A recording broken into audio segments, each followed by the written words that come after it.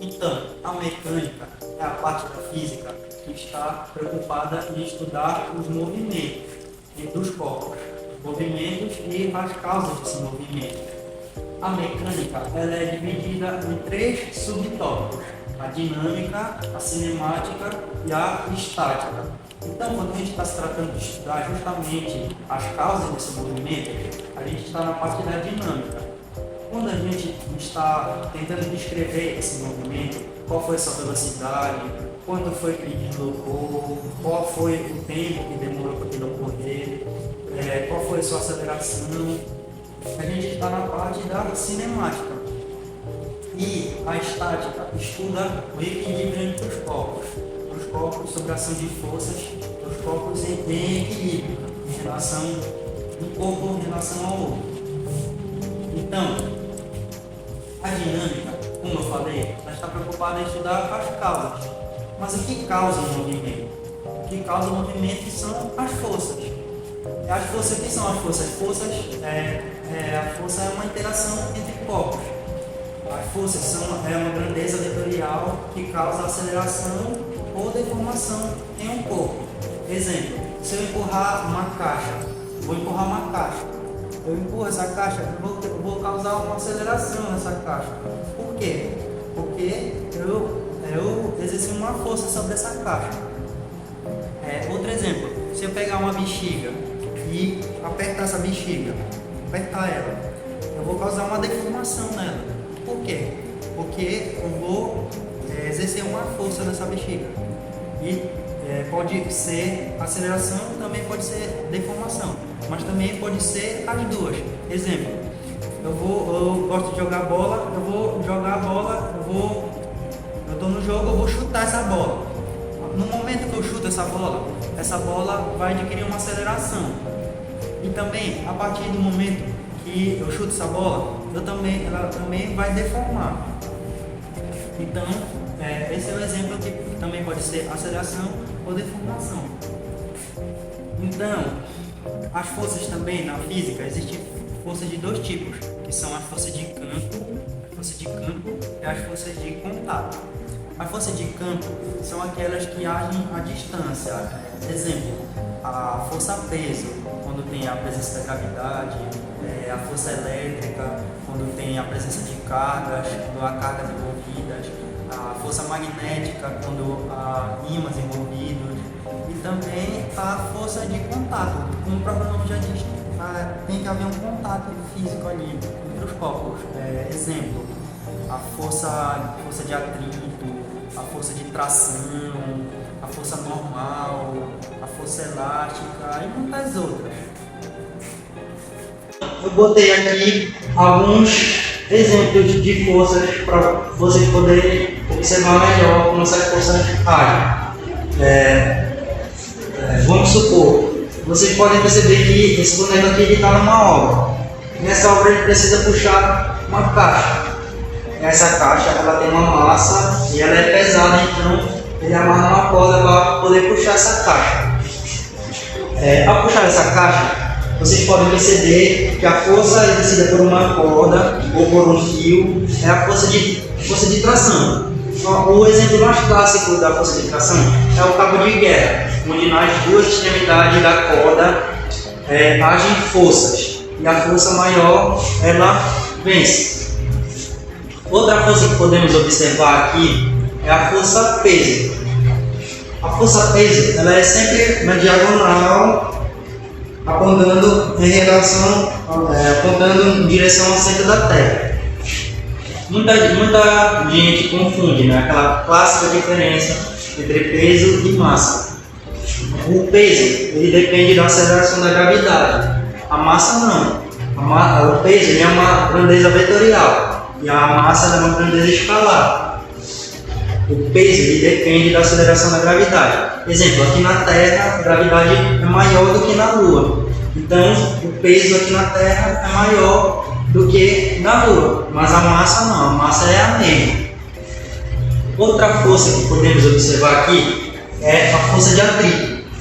O que é a força de atrito? Muita gente confunde também a força de atrito, acha assim que a força de atrito ela é contrária ao movimento, mas a palavra mais certa de dizer é que a força de atrito ela é contrária à tendência do deslizamento desse objeto.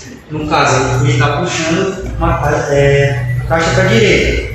Então, a força de atrito tende a ir para a esquerda. A força de atrito ela é sempre contrária à tendência desse deslizamento, do deslizamento desse objeto. Outra força que podemos observar aqui é a força normal.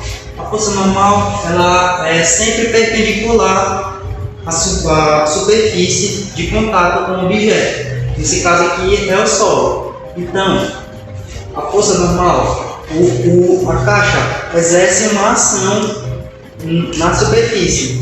E a superfície exerce uma reação na caixa. Muita gente acha que a força normal é contrária a essa peso, mas não. A força normal ela é contrária à superfície de contato. No caso, é o exemplo aqui. Se eu pregasse, amarrasse uma bola em um fio e pregasse na parede, perceba que a força peso ela sempre na diagonal para baixo, contando a relação ao centro da Terra. E onde estaria a força normal? A força normal estaria apontando aqui para cá. A força normal ela é sempre perpendicular à superfície de contato. No caso aqui é a parede. E uma coisa bem interessante que a gente pode observar aqui é que todas essas forças aqui, o conjunto dessas forças, algumas se anulam, outras se somam e vai dar um resultado aqui. A somatória de todas essas forças vai gerar só uma, que é a força resultante. A força resultante ela é a causa do movimento. Ela te indica para onde vai acontecer esse movimento. Por exemplo, se eu estou puxando essa caixa para a direita, obviamente a caixa está indo para a direita, porque se ela for para a esquerda, a física não consegue explicar isso. Então, a força resultante ela vai gerar uma velocidade no objeto. No caso, se esse objeto ele vai adquirir uma velocidade, ele vai adquirir um certo tempo para isso acontecer, e também ele vai deslocar a uma certa distância. Então, lembra que eu falei lá no começo que a cinemática ela estuda a descrição desse movimento? Então, agora é a parte em que a dinâmica começa a se relacionar com a cinemática. Então, eu vou explicar agora um pouco sobre a cinemática. Então, o movimento circular é aquele onde um corpo ele descreve uma trajetória circular em relação ao ponto central. Vamos supor um carro, um corpo qualquer. Ele vai descrever uma trajetória sempre circular em relação ao ponto central. E que análise podemos fazer desse movimento? Primeiro, eu sei que ele tem uma velocidade, e essa velocidade ela possui um módulo constante. Exemplo, a velocidade ela não varia. Se aqui é 2 metros por segundo, aqui também vai ser 2 metros por segundo. Se aqui é 3 metros por segundo, aqui também vai ser 3. Em cada ponto dessa trajetória, a velocidade vai ser constante, ela não vai mudar, ela vai ser a mesma. Porém, o vetor de velocidade ele tende a mudar a sua direção, sempre ficando tangente em relação ao raio dessa trajetória. Exemplo, sempre vai ficar fazendo 90 graus com o raio dessa circunferência. E se eu sei... Então, se eu conheço o básico da primeira lei de Newton, a lei da inércia, eu sei que se esse corpo, o vetor da velocidade dele está apontando para cá, então ele tende a seguir reto, a ir direto. Mas o que está acontecendo aqui? O vetor da velocidade está sempre se inclinando em relação à circunferência. Então, porque tem alguma coisa segurando ele, alguma coisa prendendo ele, não deixando ele seguir reto. Ele sempre fica fazendo essa curva, sempre girando em relação a um ponto central. E essa coisa que segura ele, que prende ele, ela é uma força. Ela é chamada de força centrípeta. Essa força centrípeta, ela é a resultante. Ela é a nossa força resultante. E se tem uma força resultante, eu também tenho uma aceleração. E essa aceleração é chamada de aceleração centrípeta. Então, chegamos agora em algumas grandezas do movimento circular. Então, primeiro, é o período. O que é o período? O período, ele é quanto tempo leva para dar uma volta. O período, ele é medido em segundos. Quantos segundos leva para dar uma volta? E também a frequência. A frequência, ela é o inverso do período. Enquanto o período, ele é quanto tempo leva para dar uma volta, a frequência é quantas voltas eu dou em um certo tempo. E também podemos medir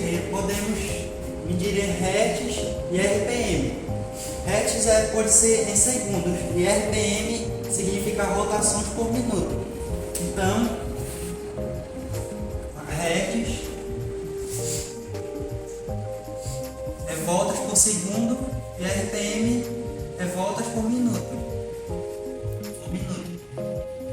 Então, podemos transformar também de hertz para RPM. É só pegar hertz e multiplicar por 60, porque um minuto tem 60 segundos. Então, só multiplicar por 60. E também para transformar de RPM para hertz, é só dividir por 60. E outras grandezas que é a velocidade linear.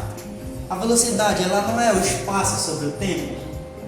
Então, lembra lá na geometria, qual é o perímetro de uma circunferência? É 2πr, esse é o espaço. Então vai ser 2πr sobre o tempo. Essa vai ser a velocidade. Também, lembra que eu falei que o período, ele é o inverso da frequência?